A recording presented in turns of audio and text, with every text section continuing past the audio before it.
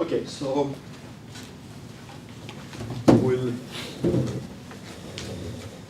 do the last part of the isolated horizons, and then hopefully also try to finish the dynamical horizons. Dynamical horizons is a rich topic, but we're just going to cover the basic things about dynamical horizon.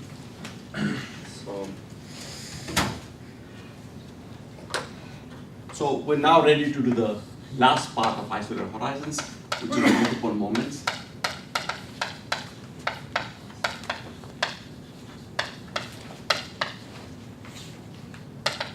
Okay. So as we saw, that idea here is that the isolated horizon represent a horizon which is in equilibrium, right? So it has the end point of the collapse. So in the case of the white dot space-time, for example, the collapse due to a null fluid, we saw that we got psi minus, and then the null fluid falls, and we got some null part of the singularity, and then space-time part of the singularity up here, and then sky plus. And this is the event horizon, and we saw that here space-time is flat, here space-time is dynamical and curved because a null fluid is falling up here. So where I got here, this is a null coordinate v, and where I got some m of v for the perfect fluid, which is falling up here. And then singularity forms, and I got the horizon, and as we saw here, that the event horizon starts forming. In fact, in the flat space-time grows, then there's it's a null surface. Then there's a dynamical part, and then again it settles down. So this part is Schwarzschild, and therefore this is static, and therefore the event horizon here is a Killing horizon, and the area doesn't change up here. The event horizon, that is really constant up here. And then what we saw was that in fact we have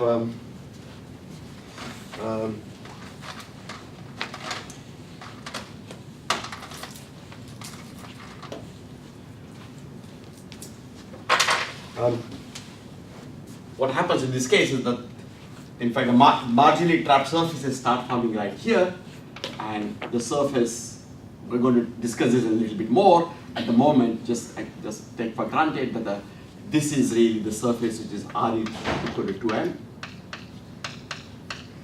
And this m of v change is increasing, so this R is increasing up here as we go, and then the statement is that as it increases, then finally it just reaches constant, so this is smooth, but if m of v is smooth, this will be smooth. And then this part of the horizon, after the matter has all fallen in, so here is our matter which is falling in.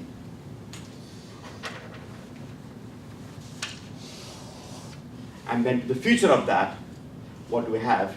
The part of the event horizon to the future of this is also an isolated horizon. So this part here, and here to here, is an isolated horizon. So this is the end, when the black hole reaches the equilibrium, what we have is the isolated horizon. But as I told you last time, that you might have these isolated horizons forming.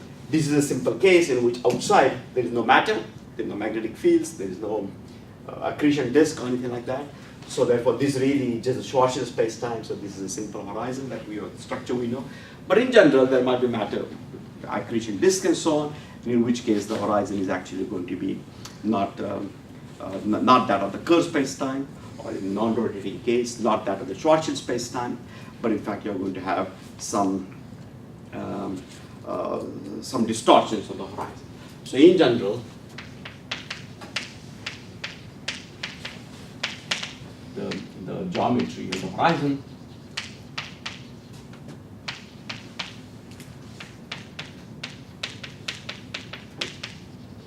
can be distorted. And by geometry of the horizon, we mean the metric QAB and this rotation one form omega that we got up here. We're always talking about here, the multiple moments of a weakly isolated horizon. So the geometry just consists of this. Of course, we've got a null normal, which is given to us up to a constant rescaling, QAB, which is sigma 0 plus plus, and this rotation one form. And I think we saw last time that, in fact, on the weakly isolated horizon, what we have is the wild curvature component psi naught is equal to 0 and psi 1 is equal to 0, and therefore, in fact, psi 2 is gauge invariant. That is to say, all we really have is L. To construct these quantities, we need to complete the tetrad, so we need to have a null vector n, and m and n bar. There is some arbitrariness in that choice, and that is what we mean by gauge. And the statement is that psi 0 is gauge invariant. If it is 0, then psi 1 is gauge invariant. If it is 0, then psi 2 is gauge invariant. And psi 2 is not 0 in these isolated horizons, and that is the quantity that we have. And then finally, we'll also see that, in fact, d omega is, last time I think we wrote it as 2 times dA omega t, which is just d omega, is equal to imaginary part of psi 2 times epsilon d. Right. So this is what we're seeing. Okay. So now, so you can see already from here, I've given you a hint before that omega is rotation bound form, so you will imagine that the information about rotation is in the imaginary part of psi 2, and I was telling you that that is correct, and the information about mass, if you like, is really in the real part of psi 2. So that is how the information is really distributed. So what we can do is we would like to define multiple moments.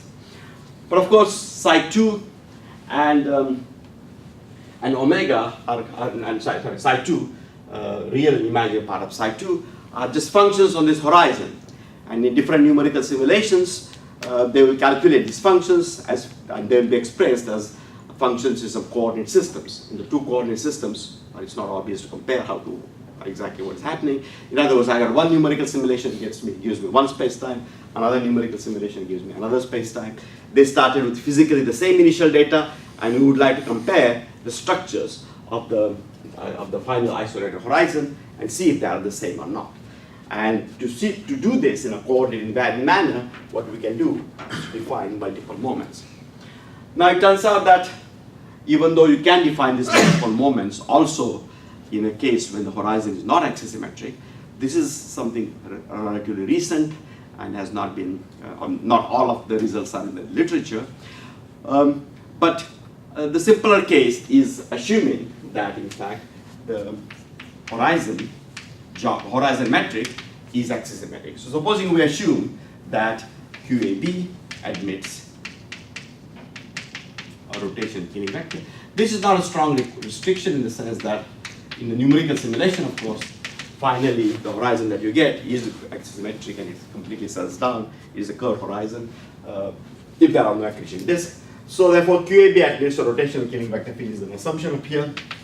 That means we got some vector field phi whose orbits are closed and leave phi of QAB equal to 0 on the horizon. So this is a statement, this is not a statement that the whole space-time is axisymmetric, it's a statement just that the horizon is axisymmetric. So in this case, it turns out that the geometry of the horizon, which means the metric and the one form, that information that we get up here, that information can be completely recovered by giving you a set of multiple moments. And the set of multiple moments are just, so the multiple moments are just numbers, right? Tower of numbers. And if I give you those tower of numbers, they don't refer to any coordinate systems. The statement is that you can reconstruct the horizon. And conversely, if you give me horizon geometry, then I can construct for you this tower of numbers. So how is this tower actually defined?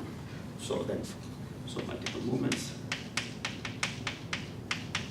And the idea here is really, on the web page, I will give you, on the web page you already have a review article that was written by Badri Krishnan and me in 2004, so quite some time ago. And I've given you explicitly the sections that you should be reading, and those sections include one in which the multiple moments are defined. And also, there is a detailed paper on multiple moments, which was published just before, that is referred to also in this paper, or in this review paper up here. So how are the multiple moments defined? Well, the idea is really, as the detailed paper shows, that we take the idea straight from what we do in electrodynamics or electrostatics, if you like. It's rather in presence of stationary currents, right? So it's not electrostatics. There is also magnetic fields, but the magnetic fields are time independent. So let's say it is time independent solutions to Maxwell's equations. So in that case, we know how to define charge multiple moments, and we how to define the current multiple moments, and the idea is really taken from that.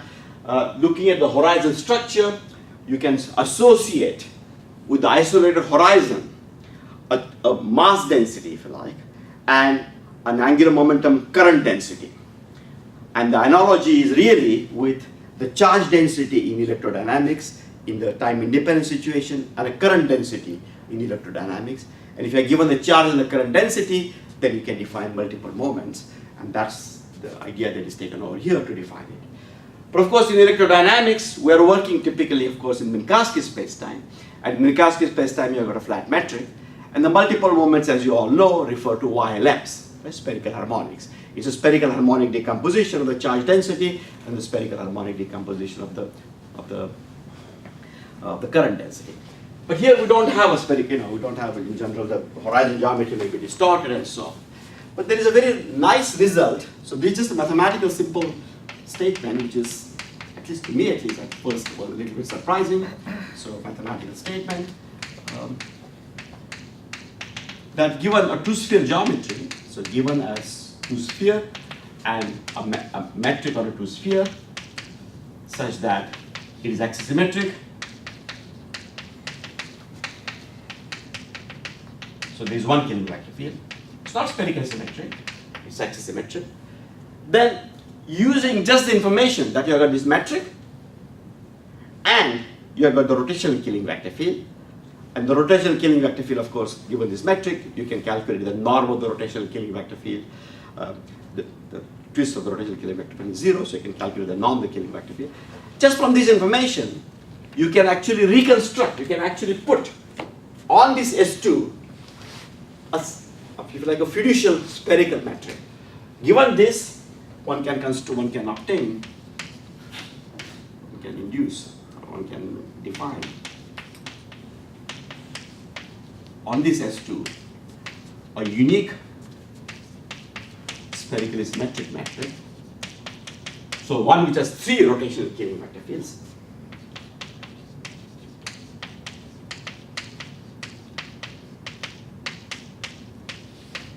This Q naught AB is really constructed entirely out of the physical metric you have given me, which can have distortions, therefore is not axisymmetric, therefore is not spherically symmetric. It is assumed to be axisymmetric. So what does it mean? It means that there's a Killing vector field in the d by d phi direction. So I got a sphere and I got a Killing vector field in the d by d phi direction. But in the theta dependence, I don't have any symmetry. So the metric can be distorted in the theta direction. Okay, it's not a spherical metric in the theta direction up here. So still it is a case that given this metric, you can uniquely define a spherically symmetric metric, which of course knows about this metric and knows about the intrinsic properties of the Killing vector field, such as where the Killing vector field vanishes, what its norm is, and so on. Yeah. So I can think of this sphere as a rotational body beforehand. Okay. Yeah. I mean, you can think of the sphere as if you wanted. You can think of if I would like to isometrically embed this 2-sphere into 3D space with the original metric, it would just be a rotational, like it would be a body that is. Yeah, this metric. Exactly. Like, right. And now this fiducial metric, what how do you choose it? Like what does it do? Yeah. So the statement is that from the geometry of this metric, so you know its scalar curvature, you know and you know its scalar curvature basically, and which is invariant, which doesn't depend on coordinates at any every point. And you are also given a Killing vector field, so you know the norm of this Killing vector field. So in particular, you know where this Killing vector field vanishes. Given just these two data, I can explicitly write down for you a unique spherically symmetric metric. So it's a mathematical construction. And of course, if Q happened to be spherically symmetric to begin with, then Q naught equals Q, doesn't change. It's exactly the same. So I'm somehow missing the point, because I mean, if I have a two-sphere, I can always write down a metric just on the manifold that turns it into a standard two-sphere. Right, but there are many ways of doing it. Right? Exactly. You do it to one, and I make a diffeomorphism on it. So give me a two-sphere, you give a unit two-sphere metric of some radius on it, and I perform an arbitrary diffeomorphism on it. Then that's again a unit two-sphere metric with arbitrary diffeomorphism. The reason is because scalar curvature is mapped to the scalar curvature. So the scalar curvature of the old metric was constant, scalar curvature of the new metric is also constant. So the problem is, good you asked me that. The point is that we would like to define multiple moments, so we need some spherical harmonics. Spherical harmonics with respect to what metric? Well, I mean, Lucas says, just choose a metric, right? As two-sphere, I can use a unit two-sphere metric or a two-sphere metric of some constant radius on it. Just choose one and define spherical harmonics with respect to that. But the problem is that he chooses one, and then Emmanuel chooses another spherical metric. He just performs a diffeomorphism. So his spherical harmonics are completely different from your spherical harmonics, and there is no relation between them. So you would say, oh, this one has quadruple moment, and you say, no, it doesn't have any quadruple moment. All it has is octuple moment. So then there's not invariant characterization. So what we want is really use just the fundamental geometrical structure. This metric is really scalar curvature is what we are using very strongly, and we are also using the topology very strongly, and the fact that we have got a rotational killing vector field. Okay. And the statement is that given this, there's a constructive procedure to obtain particular this metric. And this is a coordinate independent procedure in the sense that it's not that you give me these two spheres in some metric. It says that, well, I mean, given axisymmetric metric, you can always do these things, or do those things. And at the end of the day, I'm producing for you a unique metric to sphere, and such that, of course, the phi of Q naught AB is also 0. So this particular metric, this particular killing vector field is also a killing vector field of this spherical metric that I'm talking about it. And it turns out that epsilon AB, the area to form of the two metrics is the same. These are just properties of that particular two spread. So the statement is that you give me any possibly distorted metric. So in other words, you give me a possibly distorted isolated horizon, and I can introduce on it, just in an invariant manner, a canonical two-sphere metric. Now, if I got canonical two-sphere metric, then I'll be able to talk about the YLMs. So now, we can then introduce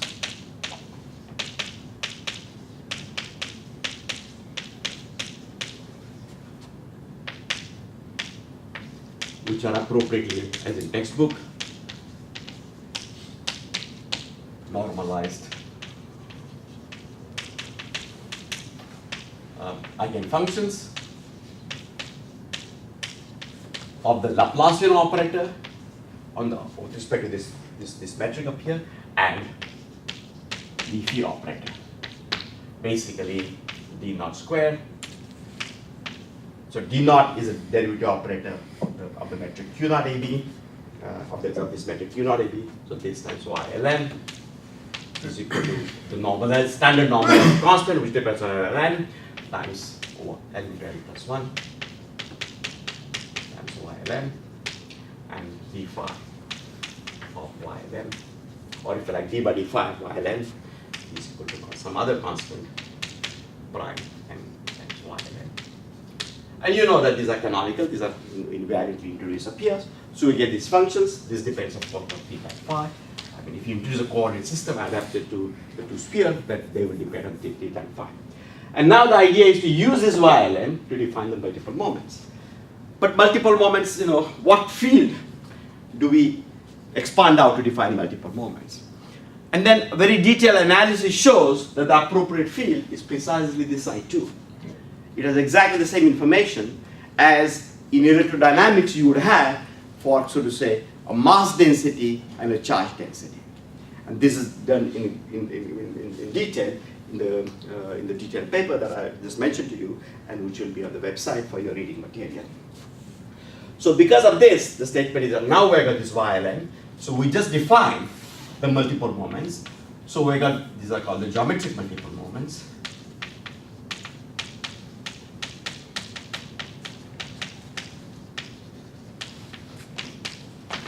And these are real part, if you like. Oh, sorry. So these multiple moments in general will be obtained by smearing with YLN. But because we have assumed that the metric is actually axisymmetric up here, we will only get multiple moments corresponding to m equal to 0. Right? To go beyond m equal to 0 multiple moments is the more easier to work. That is a little bit more technical, so that's why I'm not doing it up here.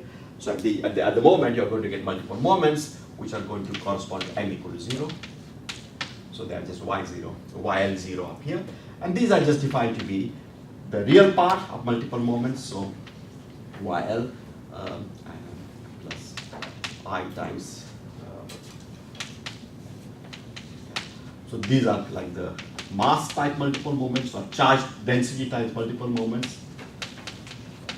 And these are angular momentum times or current time.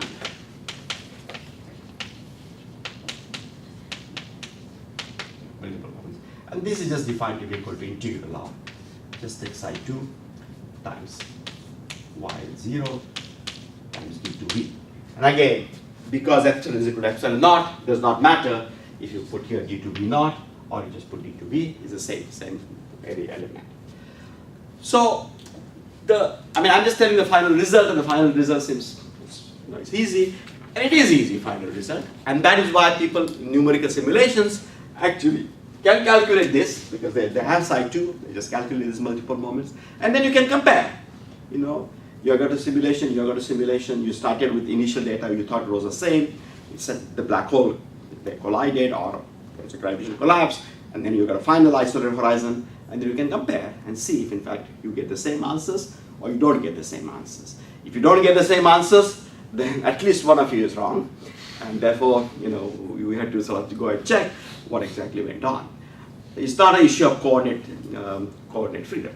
Now I want to emphasize this, that in numerical relativity papers, very often you will see pictures of the marginally trapped surfaces. These are all marginally trapped surfaces up here. And then you'll see the geometry to be very distorted, right?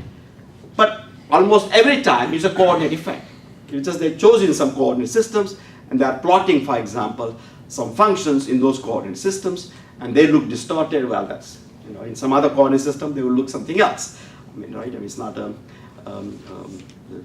So therefore the statement is that, but on the other hand, if you calculate these multiple moments, right, this L going from 0 to infinity, if you calculate these multiple moments, they completely characterize the dynamic. So that the theorem is that given a weakly isolated horizon leads to the mass type and the angular momentum types multiple moments uniquely. By uniquely, I just mean does not involve any extra structure. It does not involve any choice of coordinates. It does not involve you to do something else. So I said axisymmetric. So the theorem is basically that given an axisymmetric weakly isolated horizon, you get I and LL uniquely. So that's just given to you. And then the statement is that once this is given to you, then you can reconstruct the metric and the omega A uniquely, of course, up to diffeomorphisms, isometry if you like, from IN and LN. So these multiple moments characterize the horizon geometry at the end uniquely. Now, in particular, what we can do is we can take the curved horizon. That is of interest, right? If there is no accretion disk outside, this horizon will be a curved isolated horizon. So we can look at what are the multiple moments of the curved horizon, and these have been calculated. I want to emphasize just one thing, which is the following. Okay, there's one point I want to make, but I think there's a question. Let me just answer the question. I have only two questions. You're saying we can get the complete psi 2 just from the m equals 0. Yeah, because it is assumed to be, the whole thing is killing vector field, right? So that's the statement. This is axisymmetric, right? Oh, okay. Okay.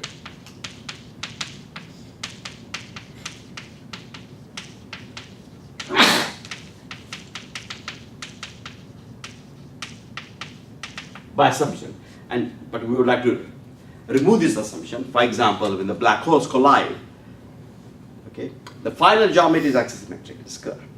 But in the initial stage, it's not axisymmetric at all. And in fact, the angular momentum vector, for example, is not something that is sort of given to you. It's not only that its norm changes something. This direction will also change. It finally will settle down someplace, but everything will change. So how do you accommodate it? And this is the much harder question than this. This was not trivial either, but this is much simpler. And that has been, part of that has been answered, most of it, 90% of it has been answered in the paper 4 years ago, in 2014, with Miguel Campiglia and Samir Shah, that we are sort of told how to talk about this. So these multiple moments also in the dynamical region. The reason I'm not talking too much about it is because I've not done the dynamical horizons yet. So there is a framework for doing that, and the statement is that if you did it for the dynamical horizons, you will see how the dynamical horizon multiple moments settles down to the isolated horizon multiple moment ultimately. And the other one is, are these spherical harmonic spin weighted? Or we just omitting it for now? No, they're like. They're not. They're just ordinary spin, or ordinary spin harmonic. They're not spin vector spin. So, okay. So this is the basic thing. Now, the only thing that I want to sort of emphasize is the following.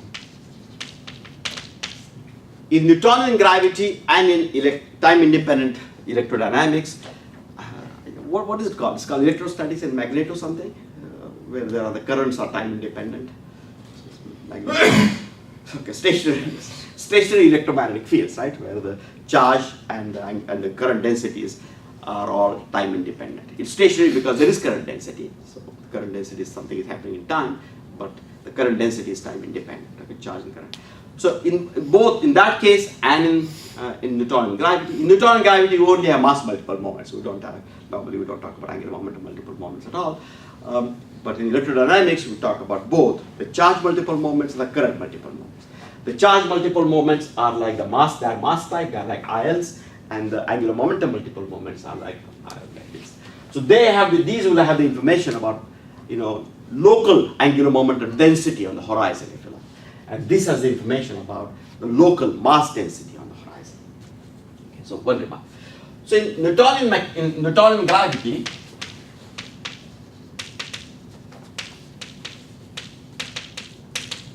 we just have d square of phi, or del square of Laplace in phi, right? Laplace in phi equal to 4 pi rho. Always confused. Is this plus or minus in gravity? The Laplace equation in gravity, is it minus 4? Okay, it's plus. Okay, thank you. So it's 4 pi rho. I mean, yeah, good. So we get here del phi is equal to 4 pi rho. So that's our Laplace equation up here. And what we can do is we can take from this rho, we can construct source multiple moments, right? For example, integral of rho dv is equal to mass. Then I can take integral of rho x dv, and that will be the dipole moment. And I can take the quadrupole moment by taking the second rank trace-free tensor. That will be quadrupole moment, and so on and so forth. But I can also take this phi and I can also expand it near infinity, asymptotic expansion. Right? And I will get something upon r plus something upon r squared.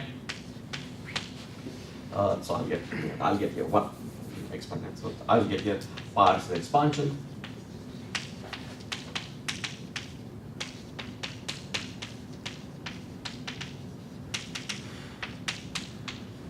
And we can calculate the field multiple moments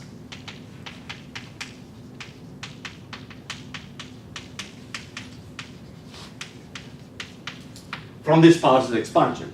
For example, the 1 upon r coefficient will be dictated by the mass. The leading order phi will be equal to, let's suppose phi goes to 0, that is our convention, that phi goes to 0. Then m upon r would be the first term. That m, the field multiple moment, the term which goes like 1 upon r, is a measure of mass. The term which goes upon 1 upon r squared is a measure of dipole moment, and so on and so forth. So there are both.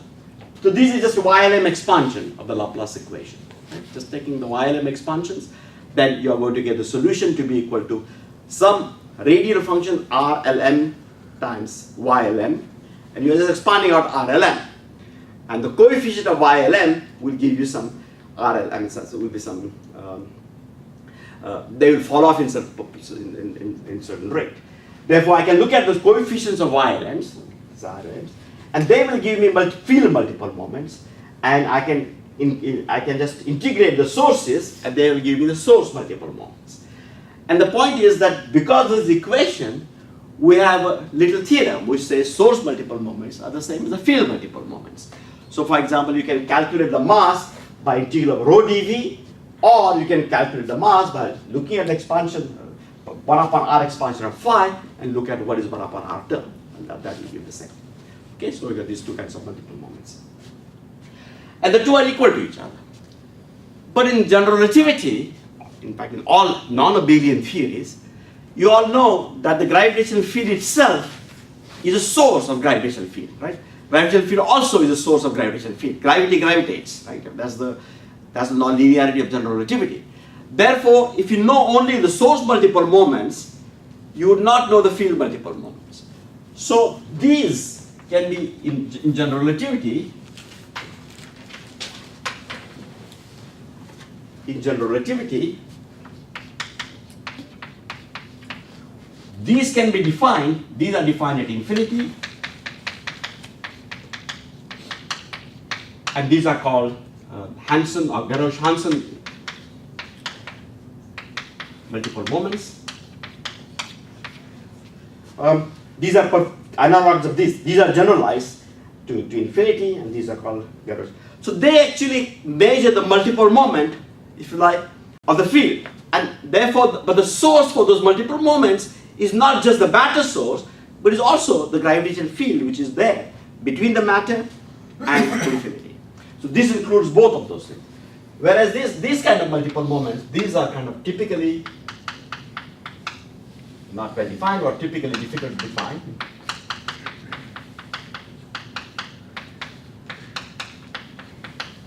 Beyond linear theory, beyond power field expansions, beyond approximations.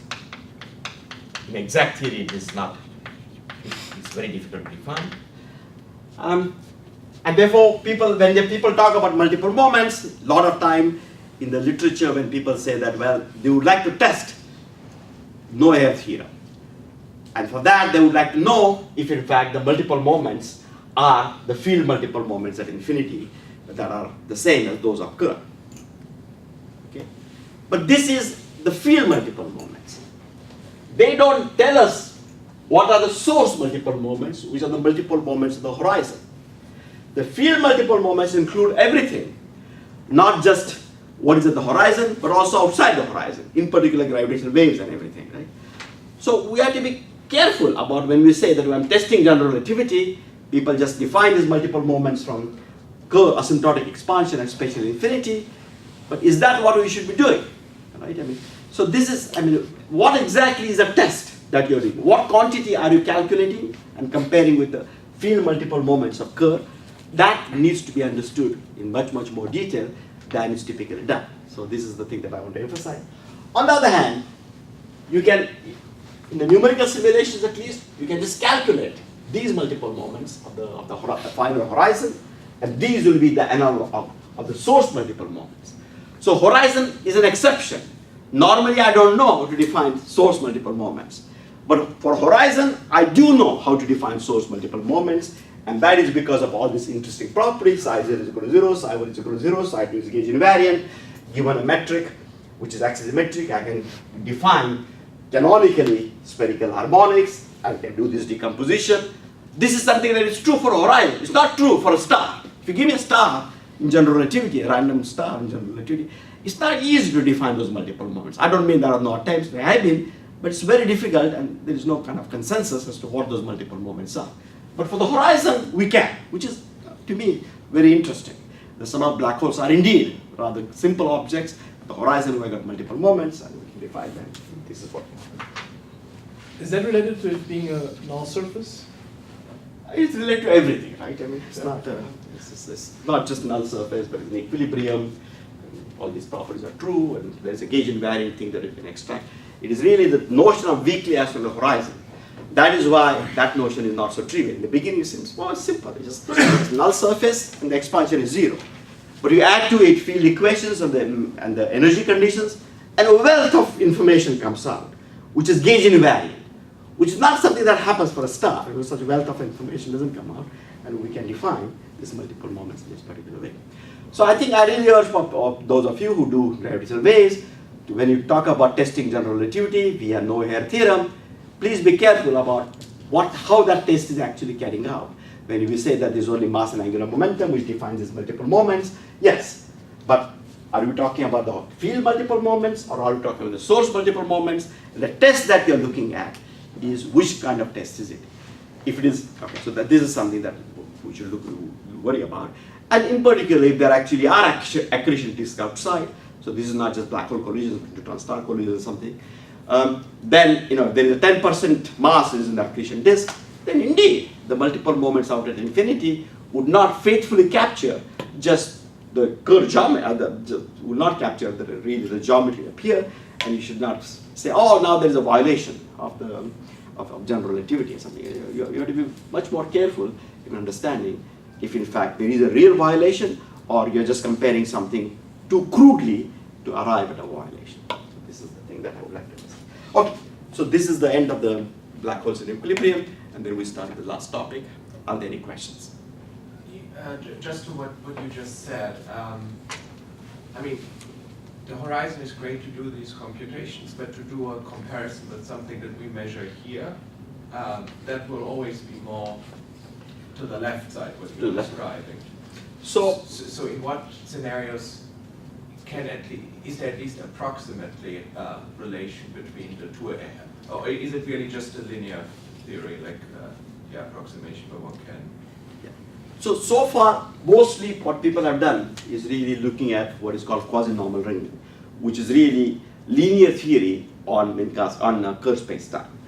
And then there's some modes, there's some eigenfrequencies with some appropriate boundary conditions where the waves are going out at infinity and falling into the horizon.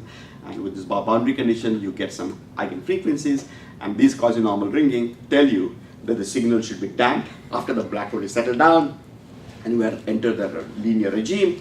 Then you can look at infinity and the signal is damped, and then by looking at the damping, which will give you the imaginary part of the quasi-normal frequency, and the oscillations which give you the real part of the quasi-normal frequency, you can check if in fact that is the same as that of the Kerr space-time, or if it is not the same as that of the Kerr space-time. That is what people would like to do, people will do. This is difficult for some technical reasons, but that is kind of when people say testing Kerr, they are often referring to this.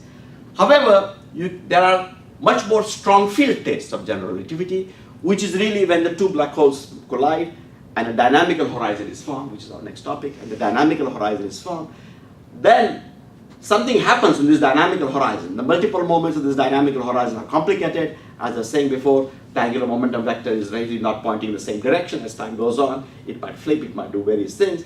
And those things would also be registered at infinity. How do you transmit that information, which is happening to the horizon, to infinity, is a hard problem, but there are very interesting papers on it. Several numerical relativity groups are looking into this in detail. These are the ideas that I had suggested some time ago about how what is happening to the multiple moment structure of the dynamical horizon could be registered in the radiation that goes out before the quasi-normal ringing sets in. That is to say, before we are in the linear regime, in the full nonlinear regime where the signal is strong. So this is something that is hot air. I mean, for me at least, it's an important and current area of research, and there is no conclusion, but there is an idea to do this. Any other questions? Do we expect there to be like a one-to-one map of like multiple moments on the event horizon to those at infinity, or is that? I think, as usual, one has intuition, but typically nonlinear general relativity requires you to modify that intuition. So I would just say that to zeroth order, yes, I expect that. But I mean by that is to say, I do expect that, for the leading order things like quadrupole moment, octuple moment, and the angular momentum, dipole moment, angular momentum, quadrupole moment, I would actually be able to see what is happening in the radiation and what is happening on the dynamical horizon. But this could be a whole course, and that will be very interesting to do, but we're not doing that. And so I think there is a very nice project of actually constructing the waveforms which have this information. In other words, adding to the template of the waveforms further information. Typically, the templates of the waveform, they are obtained by the post-Newtonian approximation in the inspiral phase and the cos-normal ringing from the quasi-normal thing. But in between, one is really numerical relativity. And there, the statement is that we don't have direct kind of physical intuition. We do have waveforms and we have developed some intuition, but not as detailed as we want. And this would be the way to get that very detailed information. So I do expect that there would be signatures of the time changing of the mass quadrupole moment and time change of mass octuple moment, and time change of mass angular momentum dipole moment and of angular momentum quadrupole moment. These are the leading terms. Those you should be able to see in the waveforms at infinity. Exactly how, etc., is difficult. There's going to be a retarded instant of time. You have to do the matching correctly. So people in numerical simulations some groups are engaged in trying to do this. There are some preliminary results, but I don't think yet anything is really definitive. Okay. So the last part now that we talk about is,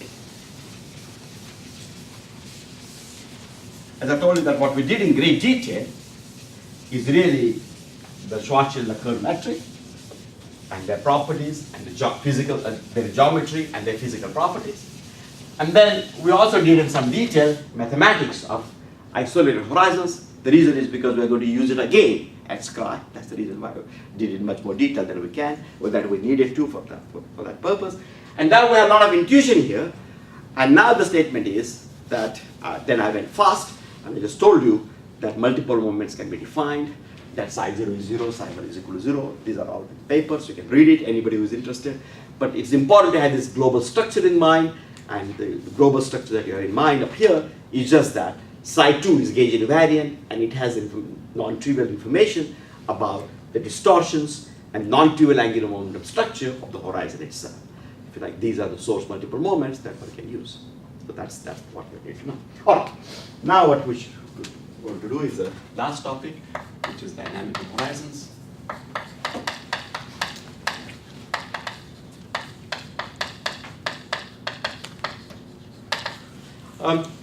I mentioned to you that if you have any ideas about how we should divide the rest of the time, this discussion has taken us 3 lectures more than what I had planned for the black holes. So we'll have to cut 3 lectures either in the cosmology part or in the gravitational waves part. If you have any suggestions as to what your preferences are, if there is overwhelming preference, I will do that. If people don't mind, then I will just follow my own intuition as to what to do. It's not too bad. We're 3 lectures behind, but it's not too bad because I purposely spent a lot of time doing SCRI, null infinity, which otherwise we would do in gravitational radiation part. So we already put SCRI as well as this isolated horizon geometry things, which we'll be able to take in. So therefore we'll be able to go a little bit faster. So we're not really 3 lectures behind, but we are a little bit behind. So please let me know what your preferences are. So next topic is going to be gravitational waves, because we'll continue with this naturally. Cosmology is kind of the other most important applications of general relativity. So please let me know after the class or send me an email. Okay, so dynamical horizons.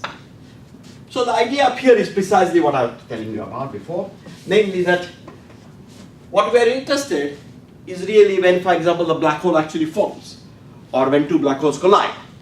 Well, when they collide, common marginally trapped surface is formed, and then you can stack those marginally trapped surfaces on each other.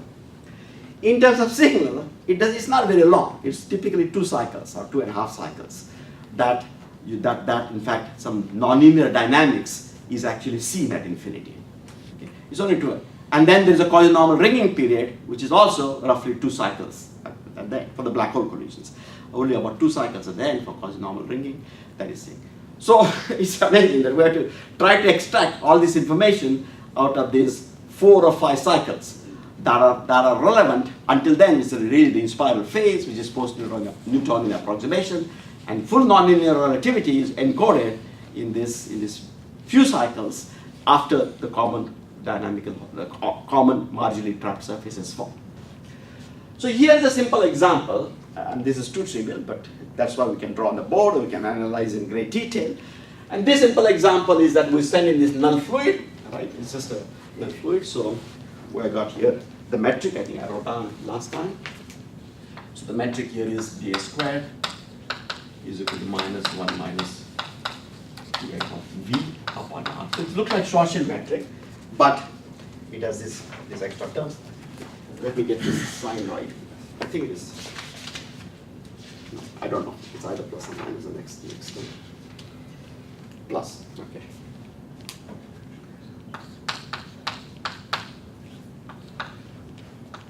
Plus.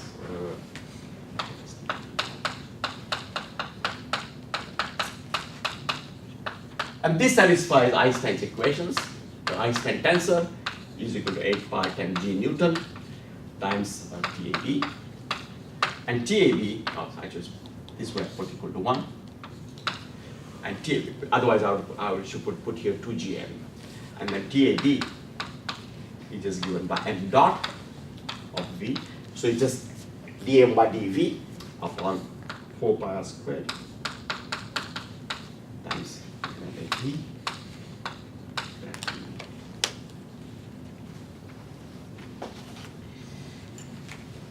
Okay, so this is the metric we got. In the past, in this region,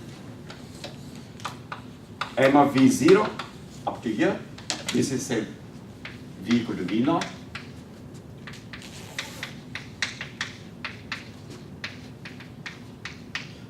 This null fluid, if you like, this is just a coefficient, right? I just define this coefficient. But it then turns out to have that it enters in the metric by m of V, and so therefore you can think of it as a mass at that retarded instant of time. So I get this one equal to 0, and then m dot of V is equal to 0 for all V. That's 0 for all V. V1, so this is our V1. So to the future, m of V is just constant, and therefore the metric, if this is constant, is just the Schwarzschild metric. Therefore we got the Schwarzschild metric, and therefore we got the sandwich, flat space-time and Schwarzschild space-time with a dynamical null fluid which is actually falling across. All right, we have done it several times. I just am reminding everybody of this. So now what we can do is, in this geometry, it's spherical symmetric geometry. Right? It's completely simple. And therefore what we can do is we can find out where are the marginally trapped surfaces. And for simplicity, if you take a random marginally trapped surface, right, which is not spherical symmetric, the problem is hard. It's much harder than I thought. People have by now done it, but it's just hard. But on the other hand, we're just looking at spherical surfaces.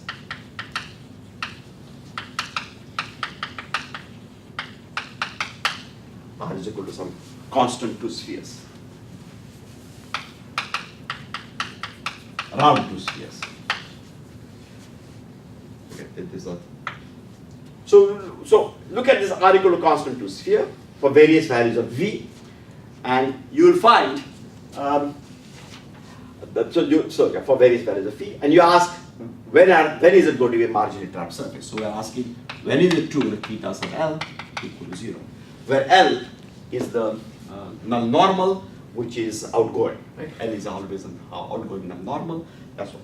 So L future directed outgoing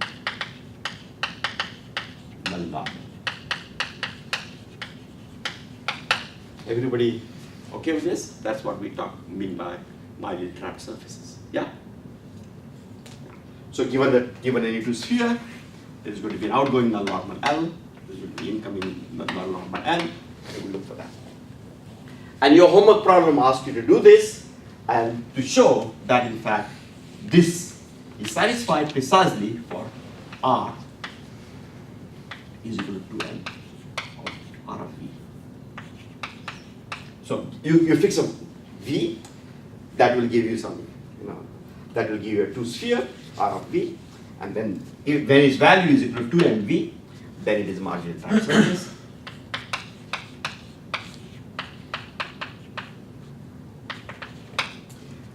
For larger values of R, for that V, you will again get some two sphere, but in fact that two sphere will be not trapped. And for smaller values of R, smaller than what the mass is at that instant of time, you will get trapped surfaces. In other words, the expansion of L is actually negative. So then we can ask, what is the world tube?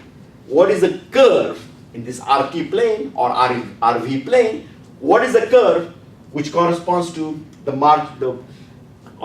that corresponds to marginally trapped surfaces? What is the world tube of marginally trapped surfaces? What is the surface that you obtain, 3D basis surface you obtain by stacking these marginally trapped surfaces? And I already have sort of told you before, just the beginning of the class today, that in fact what you get is marginally trapped surface starts forming here. To begin with, it has M of V. So at this point, M of V is just 0. So to begin with, it starts with 0 area, if you like, and it grows until we get here the area. So here, here M of V1, that is constant, and then throughout here, the mass is just M of V1, that mass does not change. And therefore, during this region up here, the radius of these marginally trapped surfaces grows from 0 to M of V. That's what is growing up here. So this is the marginally trapped tube. In other words, it is obtained by stacking these marginally trapped surfaces, and you can quickly check that it is actually space-like, and R is growing. R grows from 0 to R is equal to 2mv of V1. At any given time, R is equal to mv, so it grows from 0 to the maximum value, which is M of V1, and then it stops, and then it's the isolated horizon. So this is the dynamical part that we are looking at here. So what we are interested now is really dynamical horizons. So we are interested in these world tubes in which the marginally trapped surfaces, the area is not fixed. The area is growing or is decreasing. So that's what we are interested in. So we make the definition of what a dynamical horizon is. Again, it looks extremely simple, just like for the non-expanding horizons. So the dynamical horizon is, now for classical relativity is always going to be space-like. So I'll just put in space-like here, but you don't need it in the definition. Is space-like 3 manifold. Let's call it H, which is foliated. Slice, foliated is space slice.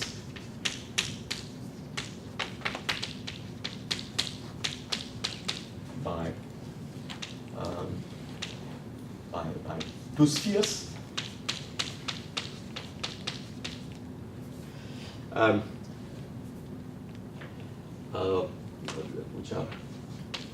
Which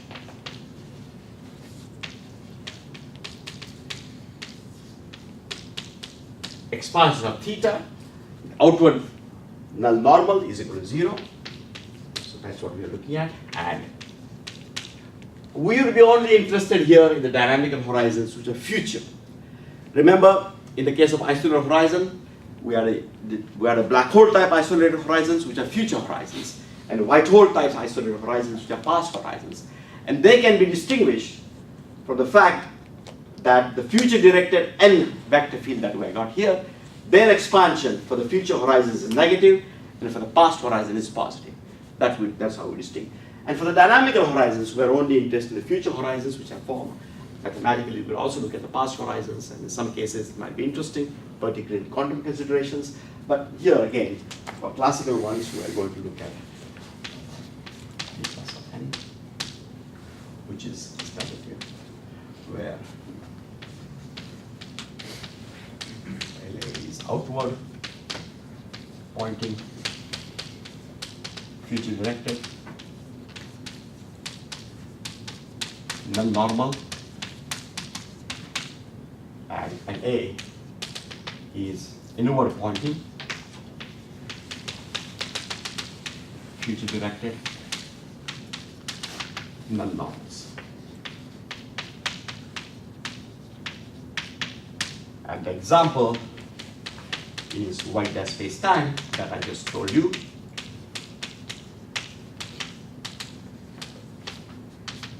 The surface, which is R of V, is 2m of V. This is the surface that we are looking at. The space-time gives me the function m of V, and I look at the values of R at a given instant of time for any V which agrees with this, and that will give me a curve, and that R of V is equal to the pre-specified value is this space-like curve, and this is the example for 0 is less than, sorry, for V naught is less than. So that is a dynamical horizon. Again, the definition is very simple. It's quasi-local. Again, we can be very sure that in this room there is no dynamical horizon, right? There's no,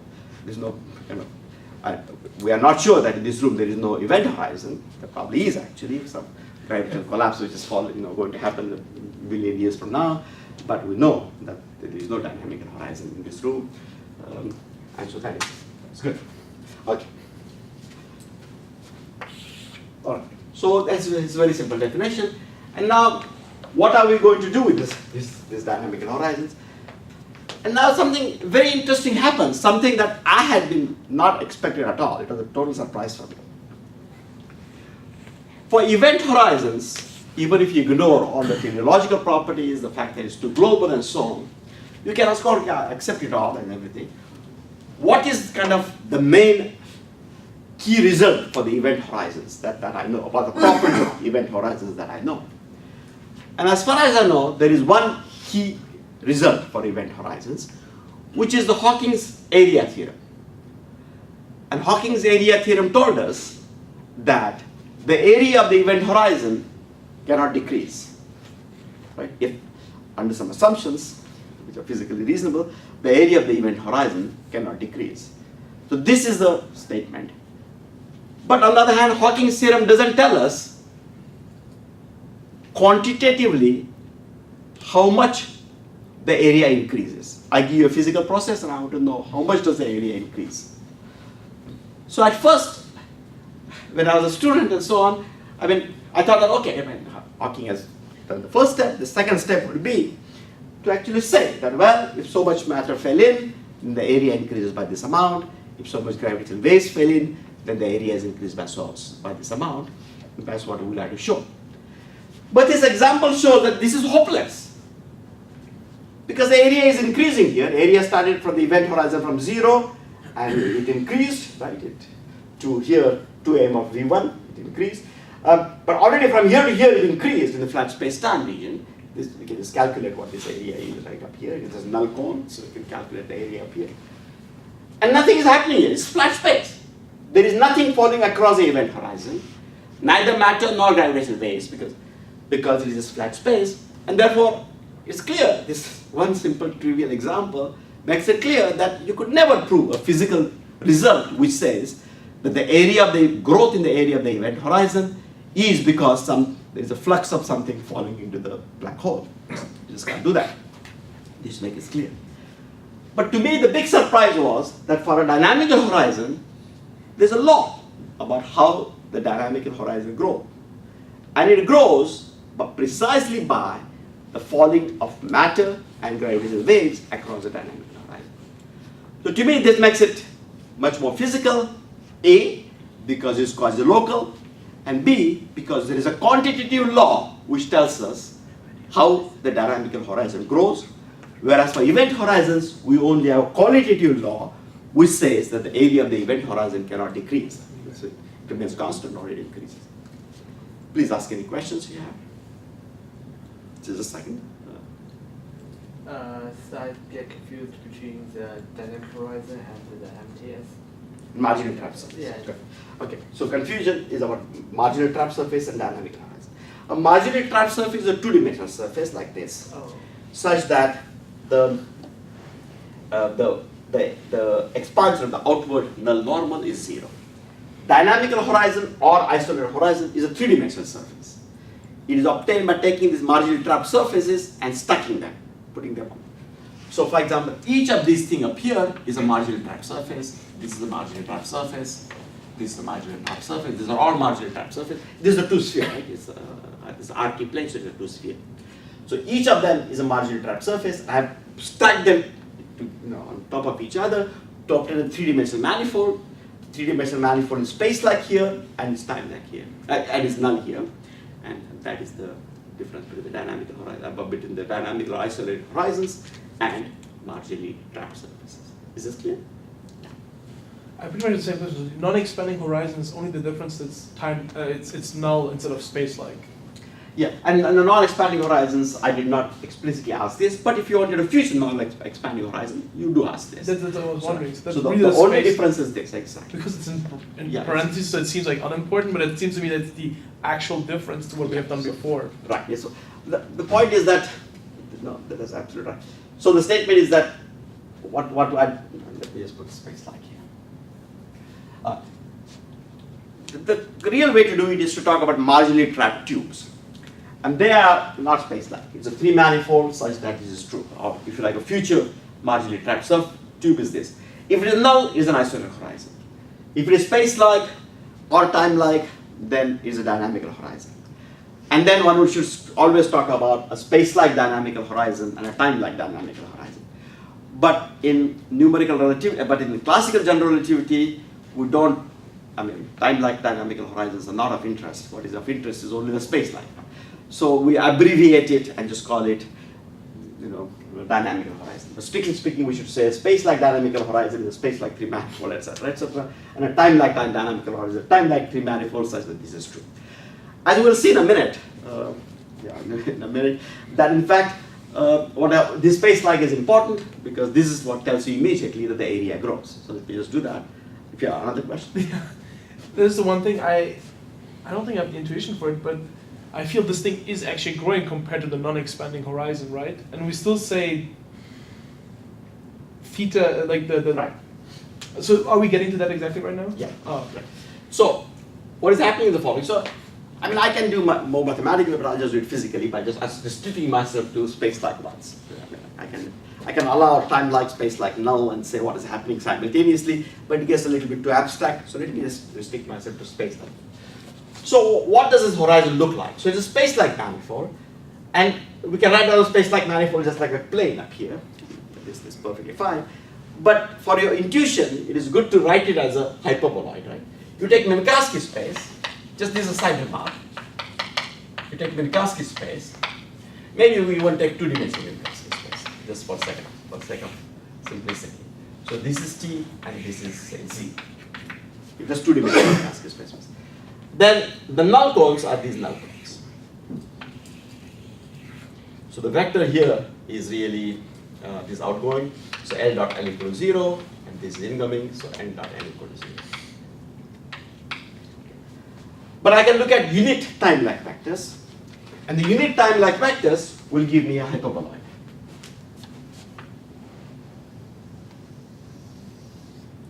So this is tau, and tau A is equal to -1. Since the normal is time-like, is inside the light cone, it is clear that this object is space-like. Right? This object is space-like. So this object and this object, this is also space-like.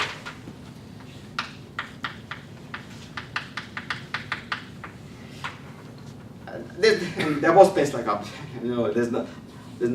Intrinsically, this is intrinsic. Okay. There's no really, in terms of space-like I could either look at it or look at it.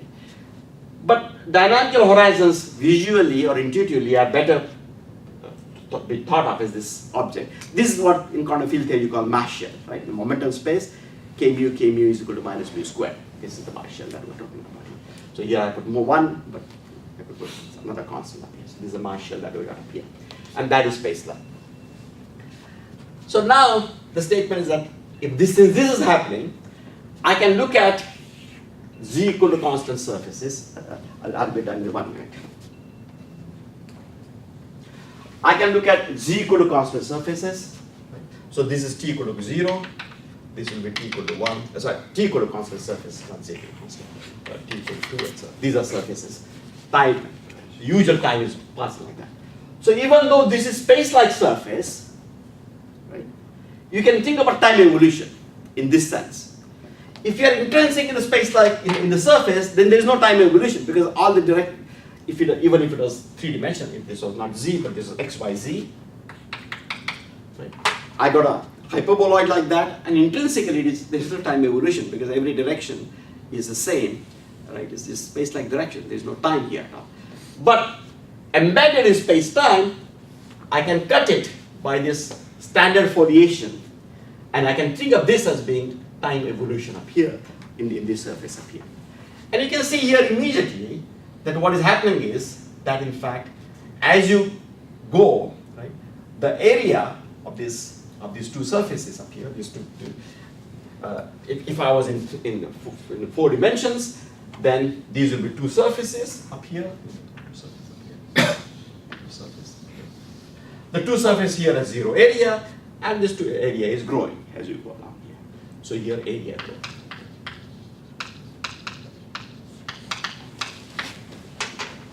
So intrinsically in the space-like surface, all directions are space-like. So there is no, in that sense, there is no time evolution notion. The time evolution notion comes because you embed this in space-time and you look at some, say, in this case, flat spaces, flat 3-dimensional planes, or in general, you can look at Cauchy surfaces which intersect this hyperboloid, and then you will see that the area is increasing.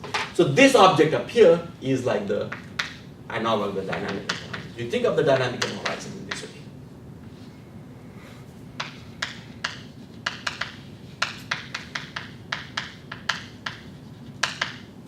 You think of the dynamical horizon in this particular way. This is confusing because when I first talk about dynamical horizon, and I give a lecture to mathematicians, right, in one of the German Black Forest mathematics school up here, and they were all these mathematical relativists, right, very leading ones, and they kept saying, but how can area change in time? It's a space-like surface. How can area change in time? It's a space-like surface. And the real point is up here is that, of course, intrinsically there is no notion of time, but when it is embedded in space-time, the area is actually changing because it. Okay, so all these mathematical relativists, very distinguished ones, they felt that, well, I mean, if the area is increasing, it should be a time-like surface. It cannot be a space-like surface. The space-like surface, the area cannot increase. And the point up here is that, yes, it can increase. And this is a very trivial example. And this mass shell, in fact, is a canonical way to think about dynamical horizons. All these things that I'm drawing up here, if I were to draw in space-time picture, they would look like, it starts on, yeah, that one actually does start with 0. And it grows. If the black hole collisions occur, then the dynamical horizons just starts with some initially area. This is the first marginally trapped surface that is formed, if you like, which encloses both black hole, common marginally trapped surface, and then the area of this marginally trapped surface grows, and that is the dynamical horizon, which is space-like surface. So this looks null, but I don't mean to make it look null. This is too close to. This is supposed to be. It's supposed to be hyperbolic. Okay. So let's stop here. The homework is due next Wednesday, and I'm almost due with my reports, and so I'll start grading hopefully later today.